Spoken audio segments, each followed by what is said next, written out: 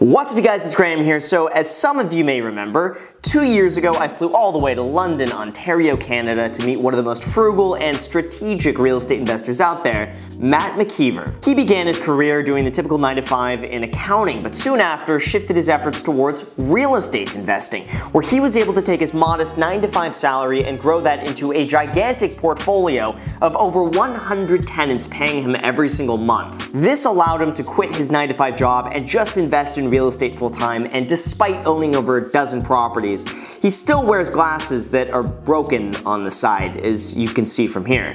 That is how you do frugality. But given all of that was filmed almost 2 years ago, I think it's about time that I go back and we get an update on the situation. So we gotta find out, how many tenants does he have? How many properties does he own? How is he able to do all of this? How haven't you already smashed that like button if you haven't done that earlier? And then most importantly, does he still wear glasses that are broken on the side? So I'm literally about an hour away from leaving to go to the airport so we can fly all the way to London, Ontario, Canada, just so we can find out firsthand. And when we get there, we're gonna see every single one of his properties and he's gonna tell us how he did it. Enjoy. So we're on our way right now to meet up with Matt McKeever, and this is what we're gonna be seeing today. 16 buildings, 58 total units, 102 tenants, and a gross monthly rental amount of over $60,000 a month. So we'll get to see all of that as soon as you hit the like button. As soon as you do it, we're gonna, okay, thank you. Let's go and see Matt. I can't believe it's hailing. It is hailing out right now. That is crazy.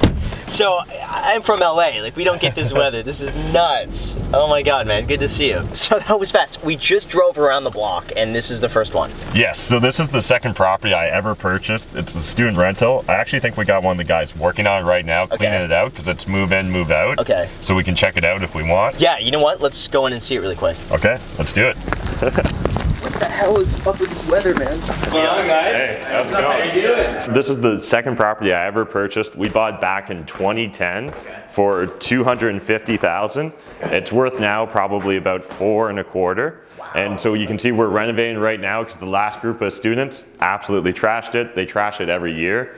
In fact, we put this is solid plywood just because every year they would punch this wall. Why? So, because they're students. Do you guys ever punch walls? I have never punched a wall in my life. See all the drywall patches? One year the kids literally punched a hole through this wall so you could see people on the toilet. We put in solid core doors so that they wouldn't break them. Oh my, this is disgusting, man. I can't tell if that's coffee or blood. So what is this renting for right now? So $550 a bedroom. We got 6 bedrooms, so whatever that works out to, $3,300. That's a really good return. So the next place then is right around the corner from this, right? Yeah, so I kind of thought scales of efficiency. It's actually the third property I ever bought, so really stuck to the same neighborhood, just tried to nail the basics in one market before moving on to another neighborhood. Okay. Okay, so this is it? Yep. We go in this one? We can't, no. Students are still living there, so. Okay. But as we can see, they got tons of garbage out front. Okay. We bought it for like $215. I think now it's worth probably $4.25. Nice. And 6 bedrooms, probably $5.25 a bedroom is what we're renting out for on average. And what's with this spray paint on the side? What is that? There's spray paint? Yeah, dude, see? Son of a I didn't even know that existed. Oh man, this that is actually real, sucks. You guys. This is real. How the f are we gonna get that off? It's on brick too. Yeah, no, I know. That's actually really shitty. Those kids. Damn it. So now the third place is also in the same area, yeah, right? Exact same subdivision, just one street over, exact same design, built just a couple years earlier, and we bought this one in 2012. Okay, and does it also have spray paint on it? I hope it doesn't, but we're about to find out because we're coming up to it right now. So the students are still in this one as well, but again, very similar style and layout to the one we saw earlier. Okay. Again, 6 bedrooms. I think this one's $500 a bedroom. Okay. So you guys do the math. I think that's $3,000. So before doing all of this, then you were doing accounting, right? Yeah. So I studied accounting in university. That's actually where I read the book Rich Dad Poor Dad. That's a good book. And that's that was the gateway drug that got me into the idea of real estate investing. Okay. So while I was becoming an accountant, I was focused on just saving as much money as possible, living that frugal life, and focused on trying to buy property number one so that I could house hack, save up more money to go buy the student rentals, which we just checked out. Yeah. You did all of this while you were still doing accounting? Yeah, so I was doing accounting. I started noticing that a lot of our high net worth clients, all of them seem to own real estate. Some of them made their money in real estate, others made their money in other entrepreneurial businesses, but then would pivot or transition into buying real estate as well. So I figured they probably know something I don't. So got into real estate, started focusing on cash flowing rental properties so that I could supplement my day job, because I knew that I didn't want to work for someone for the rest of my life. Yeah. And at the age of 31, the cash flow from my rental properties was enough that I could quit, pull the trigger, and quit the rat race. So we're going to the fourth property right now. It's right down the street. What is this one that we're about to see? So this is a 3-bed, 1-bath, single family house. We were originally going to go see it, but it's actually a unique strategy on this one. We've converted it and we're purposely using it for Airbnb rentals now. So it's furnished, and actually someone booked it last night, so we can't get in there. So, but bought it for $75,000. We spent about $45,000 on rentals, got reappraised for $175,000 just this year. We should be hitting closer to $2,000 and eventually $2,500 a month once we get that 5-star rating. So the next one's actually just around the corner again. I really like trying to buy the properties in the same neighborhood, just cluster them, scales of efficiency. All right, so we're pulling up to this one now. Give us some details on this. So yeah, so this is a triplex. So we have a 3-bed, 1-bath in the front, a 2-bed, 1-bath on the top, and a 1-bed, 1-bath on the back of the property. $1,300 for the main floor. The back unit's like way under rented right now. We inherited the tenant, and I think he's only paying like $500 a month. And the upper tenant is paying $1,200 a month, I believe. Got it. Okay. So I think that's $3,000 for this building. So we're on the way now to the 6th place. And where is this one? How far away is this? It's about 200 meters, so just down the road. Okay. And this one is a 6-plex, so it's 3 1-bedrooms and 3 bachelor units. Right now, I think the total rents for the building are about $4,900 a month, and that's broken down. The bachelors are kind of like in the $700 to $800 range, and the 1-bedrooms are $100 or $200 more a bedroom. So now where's the next one? It's just right down the street. We're actually coming up to it right now. This is like real life Monopoly. Trying to. Collecting a lot of greenhouses right now, but soon we're going to upgrade to red. It's this, that, and the one beside it. That's massive. Thanks, man. We can see this one then, right? We got 14 bachelor apartments, and then behind us, those 2 properties there are 2 triplexes. Nice. Okay. And what I'm really excited about with this property, there's huge developments going on. The neighborhood's dramatically transitioning. We just had announced there's like an 18-story building going up across the street. Already had developers calling me about this parcel, this corner. So I think we just had it painted. We can walk through the hallway. There's a lot of smokers. It feels like everyone is a smoker. Everyone is. But, okay, well. Do you have any issues with the neighborhood and the quality of tenant? Because I'm looking at some of this, driving down some of the streets here, I mean.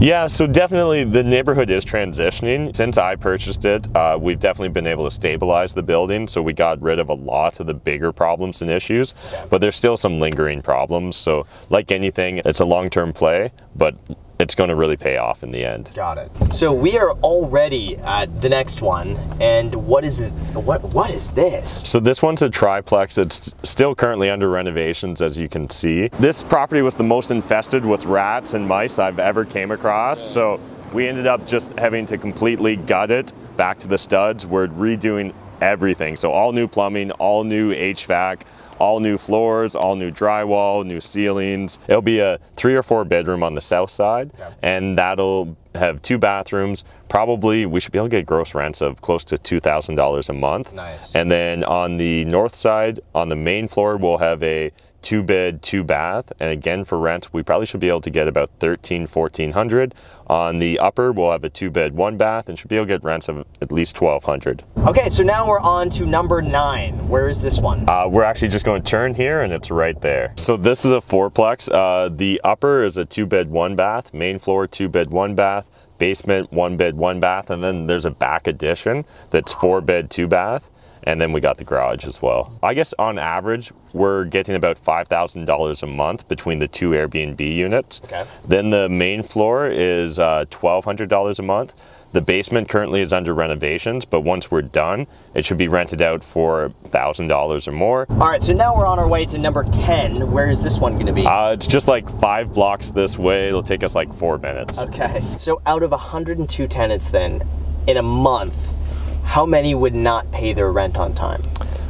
So that's a good question. I guess we'd probably average that maybe 10%, so maybe 10 tenants aren't paying right away. And then within 10 days, there's maybe 2 or 3 stragglers still. And we're maybe doing an eviction once every 2 to 3 months. So this is the one where I first met Matt for the video 2 years ago. This is it. This is the one you're in. Can we see it, or is it? So it's rented out, and we actually have tenants in the process of moving out. That's why we got some like moving boxes and a couch on the front porch. But yeah. So this is the one where Graham helped us do the demo, had the Sawzall out, slow-mo, the shaking, all that good stuff. So 3 units, this one's got 6 tenants, and we're renting it out for $3,000. All right, so now we're on to number 11, and let me guess, it's right down the street. It's on the same street, yeah. This one's a triplex, 6 tenants, $2,400 a month. Bought this one for $140. I think, maybe $145, and it's worth $175 now. Cool. In case you're curious, the next one's just around the corner. Of course, well, I was just about to ask, so there we go. I'd almost be afraid that I'd be forgetting if someone paid their rent or not, but I guess you have like a checklist. Yeah, that's why I got Katie and Sharon. Okay. So we just got here. Tell us a little bit about this one. So yeah, so this one's 6 units, 9 tenants, and we're renting it out for $4,800 total a month. Got it. Okay, this is very cool. I've always really focused with real estate investing on getting cash flowing properties. And so in my market in London, Ontario, the best cash flowing strategies are going to be Airbnb or student rentals. It used to be student rentals, but now we're actually seeing more opportunity with Airbnb. Hence, I'm transitioning a lot of my units over to Airbnb. Okay. And you're not worried about the management or the time aspect because you hire all of that out then? Right? Yeah, so outsourcing it all. And with Airbnb, it's really important that you get an amazing cleaner. You'll find that like the cleaner is what's going to make or break your business on Airbnb. So make sure that they actually understand what Airbnb is about. Otherwise, they end up spending way too much time cleaning or not enough. And it's all about that 5-star rating. So my very first property was a student rental I bought and house hacked in. Okay. I don't think you ever actually made it out to it, but essentially just had a bunch of roommates move in with me and lived for free. All right, so here we are. We got another 4 units, 9 tenants, and we're renting this out for $39.50. Actually, we got 2 laneways here because it's a double lot. And so this one is the one I was telling you that's got the shed that we're renting out separately. And we're renting the shed out for actually, believe it or not, we're still negotiating, but it's either going to be 100 or 150, and they'll get access just to this laneway. For that, plus this laneway, they got a little bit of electricity. Think about storage. You can park your car or your work trailer here, and that's got to be another $100 a month. Oh, easy, easy. Someone can sleep there. That's another unit, right? Right there. Okay, cool. So for anyone watching this and who wants to start replicating what you're doing and get to this level, what is your recommendation to them? First of all, if you're starting out, you need to gain as much knowledge as possible. Rich Dad, Poor Dad was the book that kind of opened it up for me, but as well, I'd recommend you watch as many YouTube videos as possible. Listen to great podcasts like the Bigger Pockets podcast. I think it's amazing, especially if you go back to some of the older ones. The older ones have a lot more guests that feel attainable, right? Like they have smaller portfolios. I think it's a great resource. And then once you've learned some real estate knowledge, then figure out a way to live for free, whether that's buying a house and living in it and house hacking, or maybe you're going to rent hack and literally just rent out a property, sublet some bedrooms, and you get to live for free, or maybe rent it out and then re-rent it out on Airbnb. There's a lot of different investment strategies you can do in real estate, even if you don't have a ton of capital, as long as you're willing to put in the time and effort to learn and execute. The other piece of advice I would give you is take action. Way too often I see people get caught up in analysis paralysis. You know, they become seminar junkies or they're spreadsheet junkies where they run numbers every day, but they never actually go and look at a property, or they never actually write an offer. And like the biggest tip I can give you is you'll buy 0 properties if you make 0 offers. And I think that that's something some investors, or aspiring investors I should say, never really realize. Okay, we're headed to the last property now. It's a duplex, 3 units, renting out for $2,000 a month. And there's a garage at the back of it that I'm currently thinking about. Can you guess what I'm thinking? You gonna rent it out? I'm thinking about renting it out. So we just went and saw all the properties. So this is what we have so far. We got 16 buildings, 58 total units, 102 tenants, for a total gross rent right now of $63,200 a month. Matt, how does that feel? It actually sounds crazy when you lay it out like that. It doesn't necessarily feel that big, but again, it's just you buy a property at a time, you keep building your portfolio, you find a deal and execute on it. It's just that consistency and approach. So, you know, learning the basics and then going out and actually taking action. So I really do believe that anyone can do this. It's taken me 9 years to do it. Had I actually had resources like Graham's channel and Bigger Pockets and all that great stuff we talked about in this video, I think I could have actually done it faster. So I think anyone can do it as long as you're willing to learn, put in the work, and then actually take action and go out and do it. That's awesome. So you guys, thank you so much for watching. I really, really appreciate it. But before you click out of the video, I just have to say a huge thank you. We got Jeff Weibo driving here. He's been our chauffeur the entire day. I'll link to his channel down below in the description. We also got Peter here, the Hungarian experiment, who did all the filming for us today. So I will link both of their channels in the description. If you wouldn't mind, if you enjoy this video, at least just go to their channels, show them some amount of love. They're not getting paid for this or anything like that. I mean, they're doing it out of the kindness of their hearts. So if you guys appreciate it, make sure to do that. Make sure to smash the like button, subscribe, check out Matt's channel in the description. Add me on Instagram. I post pretty much daily, so if you guys want to be a part of it there, feel free to add me there. I have no idea how long this video is going to be, so I'm going to try to end it here. Thank you again for watching, and until next time. Thanks, Haz.